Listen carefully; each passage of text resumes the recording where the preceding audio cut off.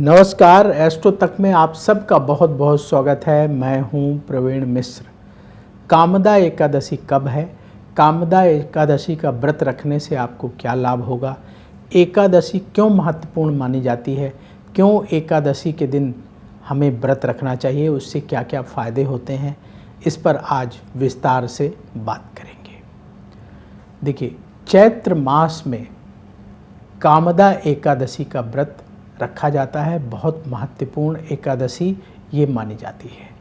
ऐसा माना जाता है कि चैत्र मास के शुक्ल पक्ष की जो एकादशी है उसे कामदा एकादशी कहा जाता है। इस दिन जो लोग व्रत रखते हैं, भगवान विष्णु का पूजन करते हैं, उनकी सभी कामनाएं पूर्ण होती हैं, उनकी सभी मनोकामनाएं पूर्ण होती हैं। इसलिए कामदा एकादशी का बड़ा महत्व है। कामदा एकादशी के दिन अगर आप व्रत रखेंगे, भगवान विष्णु और माँ लक्ष्मी का पूजन करेंगे तो उनके आशीर्वाद से धन धान्य बढ़ेगा। धन धान्य बढ़ने के साथ साथ मनोकामनाएं भी पूर्ण होंगी। हर साल चैत्र मास के शुक्ल पक्ष की एकादशी को कामदा एकादशी का व्रत रखा जाता है। भगवान विष्णु की पूजा की जाती है। इस बार जो कामदा एकादशी का व्रत है वो 8 अप्रैल को रखा जाएगा। 8 अप्रैल को कामदा एकादशी का व्रत किया जाएगा और उसका जो पारायण है वो अगले दिन 9 अप्रैल को किया जाएगा।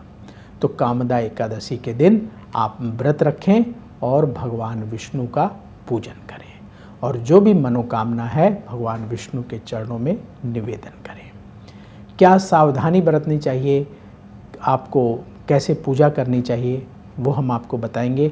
उसके पहले ये बता दें कि कामदा एकादशी के दिन या किसी भी एकादशी के दिन जब आप व्रत रखते हैं तो आपको क्या क्या फ़ायदा होता है, क्यों इतनी संख्या में लोग एकादशी का व्रत करते हैं।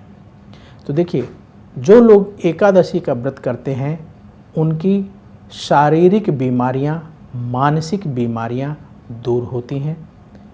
जो लोग एकादशी का व्रत करते हैं उनका स्वास्थ्य अच्छा रहता है। जो लोग एकादशी का व्रत करते हैं उनके जीवन में सुख बढ़ता है, दुख दूर होते हैं।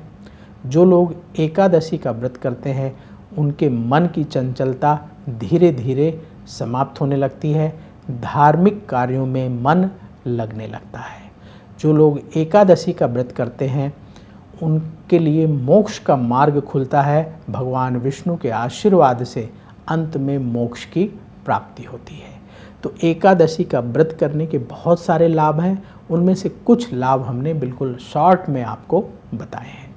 जब आप एकादशी का व्रत रखना प्रारंभ कर देंगे तो उसके लाभ धीरे धीरे आप महसूस करने लगेंगे। देखिए, कोई भी व्रत करना एक तरह का संकल्प है। तो जब आप एकादशी का व्रत कर रहे हैं तो क्या संकल्प लें, क्या करें, किन बातों का ध्यान रखें, आइए समझते हैं। देखिए, जैसे कामदा एकादशी है, इस तरह से किसी भी एकादशी का जब आप व्रत रखें तो आप छोटी छोटी बातों का ध्यान रखिएगा।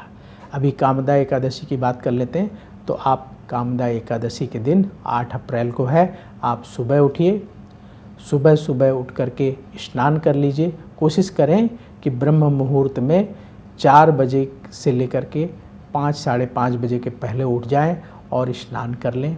स्नान करने के बाद भगवान विष्णु की पूजा करनी है, तो इसलिए अपने घर में पहले से ही भगवान विष्णु का चित्र या छोटी सी मूर्ति ला करके रख लें।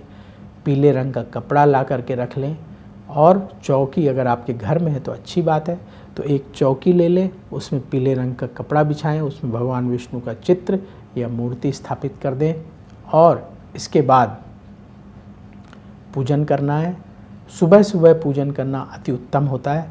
तो आप भगवान विष्णु को सबसे पहले गंगा जल से स्नान कराइए। गंगा जल से स्नान कराने के बाद फिर अक्षत अर्पित करिए, पुष्प अर्पित करिए, तिलक लगाइए और भोग जो कुछ भी लगाएंगे उसमें आप तुलसी दल अवश्य शामिल करेंगे। तो तुलसी दल अर्पित करना है और भोग में आप फल, मिठाई का भोग लगा सकते हैं। कोशिश करें कि चावल का प्रयोग एकादशी के दिन ना करें, नहीं किया जाता है।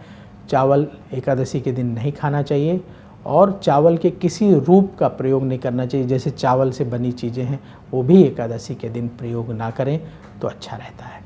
तो भोग लगाएं, आप फल मिठाई का भोग लगा सकते हैं और मेवे का भोग लगा सकते हैं, दूध का भोग लगा सकते हैं भगवान विष्णु को, और इसके बाद भगवान विष्णु की आरती करें।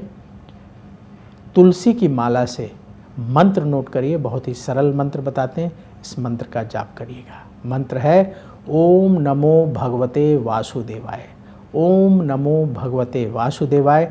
इस मंत्र का तुलसी की माला से कम 108 बार जाप करें। इसके बाद भगवान विष्णु को प्रणाम करिए, जो भी आपकी मनोकामना है उनके चरणों में निवेदन करिए।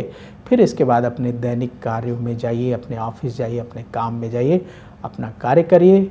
और दिन में आप फलाहार ले सकते हैं और अगले दिन पारण करेंगे तो अगले दिन फिर आप भोजन प्रसाद ग्रहण कर सकते हैं भगवान विष्णु का पूजन करके। तो इस तरीके से कामदा एकादशी के दिन व्रत रखिए, भगवान विष्णु का पूजन करिए और जो भी आपकी इच्छा है भगवान विष्णु के चरणों में निवेदन करें, उनके आशीर्वाद से आपकी मनोकामना पूर्ण होगी। तो अब वक्त हो चला है आपसे विदा लेने का। देखते रहिए एस्ट्रो तक और बहुत जल्दी फिर आपसे मुलाकात होगी और किसी नए विषय पर हम चर्चा करेंगे और आपसे बहुत जल्दी अवश्य मिलेंगे। तो देखते रहिए एस्ट्रो तक। अगर आपने अभी तक नहीं सब्सक्राइब किया है एस्ट्रो तक तो ज़रूर कर लीजिएगा, ताकि हमारी आपकी मुलाकात होती रहे और महत्वपूर्ण जानकारी आप तक पहुंचती रहे। बोलिए भगवान विष्णु की जय। अगर आप मुझसे जुड़ करके अपनी समस्याओं का समाधान चाहते हैं और चाहते हैं कि आपकी समस्याओं को ज्योतिष के माध्यम से सुलझाया जाए, तो आप हमसे संपर्क कर सकते हैं, जुड़ सकते हैं एस्ट्रो तक पर।